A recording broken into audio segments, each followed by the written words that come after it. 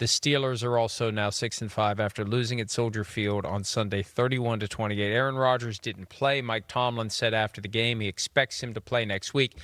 He explained to Jay Glazer, this was on the Fox pregame show, that the fracture wasn't displaced and they didn't want to risk having him like fall down, put his hand out, and displace it. Right. And he's done for the year. Right. So they go with Mason Rudolph, and I don't think there's much of a drop-off right now from Aaron Rodgers to Mason Rudolph. I don't disagree with you, They had man. the chance to win. Right. When T.J. Watt violently, the thing with Introduced himself to Caleb Williams. When he just kind of like flipped him down, like it was so fast and it was so sudden, it was scary. It was like a cobra strike.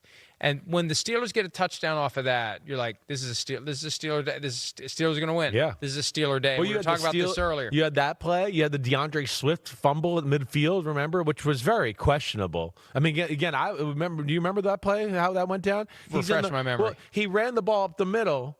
By all accounts, it looks like he's laying on the ground. Everybody's laying on the ground, and they pulled the ball out on the ground, but you couldn't get a good angle. Yep. And I want to just go, hey, defenses, anytime a player's on the ground in the mosh pit, pull the ball out. Because the Steelers stole the fun. They sold it and stole it. He was on the ground. They stole it. They played it. It's our ball. And the refs, being F- crew the whole year across the league, were like, oh, I think he did fumble. And he didn't fumble, but you couldn't get a clear look of it. I mean, he was on the ground. I don't know why they couldn't piece it together either, But, yeah, either way, I thought that was encouraging to your point. The fact that they overcome the T.J. Watt in that moment right there and made plays. And we see their defense, again, be opportunistic and make some turnovers that way. And like we were talking about a few minutes ago, Caleb Williams, we know he can make the magical plays, and he's starting to make more of the surgical in the pocket plays on top of that. It's not perfect, but damn, how can you not say enough?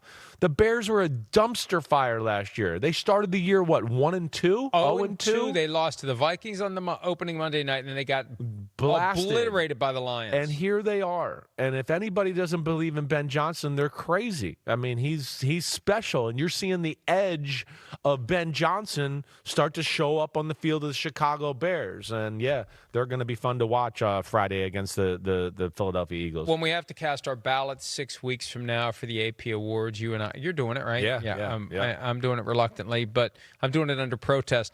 But, you've got Mike Vrabel, you got Ben Johnson, Shane Steichen. We'll know. A lot of these close calls will reveal themselves when the time comes, but Ben Johnson is going to be right up there. And if they win the division, it's going to be hard not to make Ben Johnson. If they win the division, it's like they need to just walk into his damn office and go, here you go, man. You won it. Let's forget the damn NFL kiss of death, honor though. shows. Matt Nagy won it his first year in Chicago, and he got fired a couple of years later. Yeah, right. So. Kevin Stefanski's a two-time winner. The reality is when you come in and you have that great year and you exceed expectations, hey, congratulations. Now do it every year. Yeah. And you set a bar that maybe you can't live up to. But, yeah, I have a feeling that the Bears are on the front end of something good. I think it's going to be a long, They just got some tough games. Maybe I do need to abandon ship. It's going to be a long 20 years for the Vikings. Hi, it's Mike Florio. Thanks for watching PFT on YouTube. Hit subscribe for the latest news and analysis from Pro Football Talk.